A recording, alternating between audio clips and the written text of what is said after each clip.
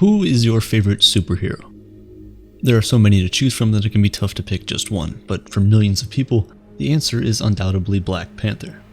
Portrayed on the big screen by the beloved Chadwick Boseman, Black Panther was an instant global phenomenon. Millions of moviegoers the world over flooded into theaters, some more than once, to escape into the colorful, Afrofuturist nation of Wakanda and watch the daring exploits of King T'Challa. It was, at the time, the most successful solo superhero movie to ever be released, beating out classics like Christopher Nolan's The Dark Knight. Today it remains one of the most celebrated cinematic achievements in the entire Marvel franchise. It's undeniable, we love the King of Wakanda. So much so that I'm sure many of us have found ourselves wishing that both he and the nation of Wakanda were real.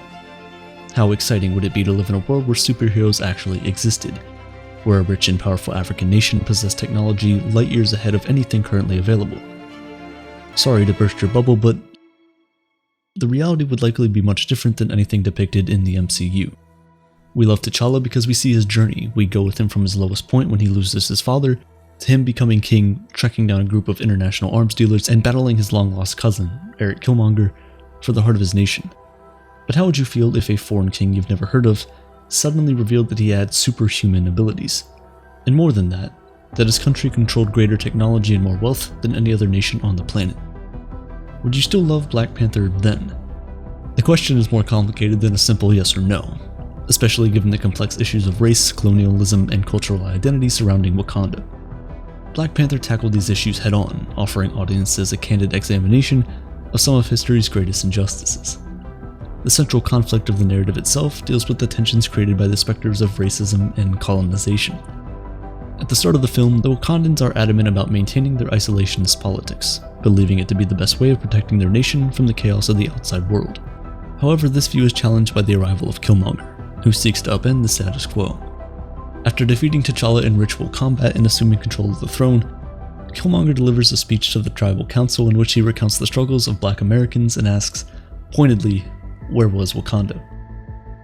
According to Marvel lore, while the rest of the African continent was swallowed whole by Europe during the Age of Imperialism, Wakanda stood idly by. It was watched as neighbor after neighbor fell to foreign invaders and did nothing as entire populations were enslaved and their land plundered for its resources. Wakanda continued to hide in the shadows as further injustices were committed against Black communities in the form of policies like segregation and apartheid, and offered no assistance when it came to overthrowing these repressive systems. While it's likely that many Black people around the world would welcome the sudden entrance of a hyper-advanced African nation onto the world stage, others might share in Killmonger's sentiments and harbor varying degrees of resentment. This can make for some awkward political situations, especially regionally. Wakanda's vast fortune and technological supremacy would immediately position itself as the head of the African Union, dramatically reorienting the continent's balance of power, to say nothing of the rest of the planet. African leaders might demand that Wakanda share its advanced technology, or even its wealth, to make up for historic failures. Those not of African descent would probably be suspicious and maybe even fearful of the sudden change to the existing geopolitical order. Even more so after learning that the country in question is led by a king with superhuman abilities, the nature of which would likely remain a highly guarded secret. A massive PR campaign would have to be launched to try and portray T'Challa as a magnanimous and peaceful ruler, but undoubtedly the idea of literal God King leading the world's most technologically sophisticated military would be too much for many people to accept. Critics would be quick to point out the lack of democratic representation in Wakanda, as well as the obvious problems of having a hereditary monarchy. Sure, T'Challa may be a benevolent leader, but what about the next guy? What would happen if, for example, a long-lost relative who didn't share in T'Challa's humanitarian worldview somehow took control of the country? It wouldn't be too hard to imagine a scenario where a conquest-driven warrior king sought to expand Wakanda's borders. T'Challa, and in fact the entire nation of Wakanda, would become a highly divisive topic both among world leaders and individual citizens in a similar way to nations like Saudi Arabia and Russia today. This could lead not to just anti-Wakandan protests, but possible assassination attempts as both disgruntled governments and fearful citizens aim to remove this new threat. This exact scenario serves as a premise for the Amazon series The Boys, a superhero parody in which a band of vigilantes attempts to take down an Avengers-style group called the Seven. The Seven are a tyrannical and corrupt team of superhumans who use their powers to serve their own selfish desires while enriching their corporate benefactor, Vought International. Their exploits consistently lead to the injury and death of innocent bystanders, but this collateral damage is covered up by Vought, which markets the group as saviors of humanity. The Seven's recklessness fuels public resentment, and a ragtag assembly of super powerless vigilantes known as the Boys form to try and assassinate them. The Boys is representative of a very real fear ordinary citizens have of the ultra-powerful.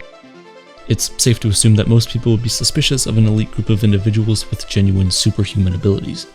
It's important to remember that T'Challa isn't alone in the Marvel Universe. There's a whole ensemble of characters ranging from certified good guy Captain America to the genocidal Thanos. So if Black Panther exists, so should the others.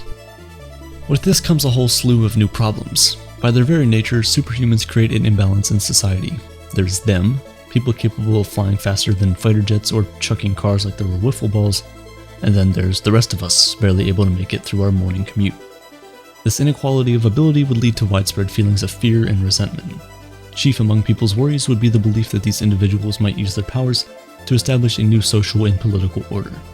To help prevent this, we'd likely see the formation of anti-superhuman organizations. These factions would push for legislation that might help level the playing field, or at least establish a legal framework to protect ordinary citizens.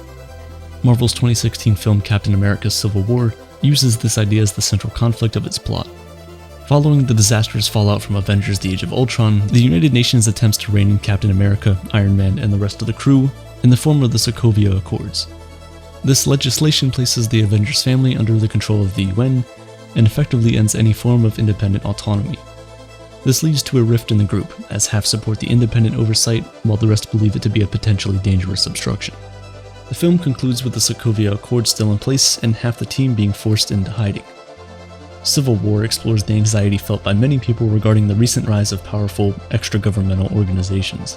What do we do when entities like the Avengers impose their will on a country and its citizens? Who is responsible for the repercussions when the Hulk accidentally takes down an entire skyscraper? It's not a question with easy answers, but the Sokovia Accords are an example of how real-life governments might attempt to create safeguards against potential catastrophes caused by superhumans. It also clearly displays the impulse of international leaders to try and control this power as they would with biological weapons or nuclear technology, which, of course, would not stop merely at legislation. In a world with superheroes, militaries, governments, and even private entities would attempt to either recruit or manufacture armies of their own superpowered soldiers. Entire industries could develop in the rush to create the next Hulk or Captain America.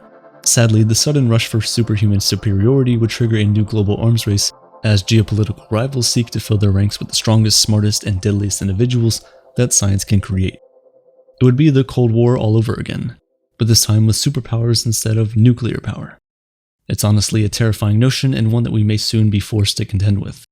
Advances in gene therapy, robotics, and other cutting-edge fields have begun to open the door to a new world of human enhancement. In the next few decades, we may become capable of giving individuals abilities previously reserved for the realm of fiction. Superhero stories may one day be viewed not as far-out fantasies, but instead foretellings of our very own real future. The problem with these kinds of technologies is that they rewrite the rules of what is possible. Societies operate based on the assumption that human beings have certain limitations.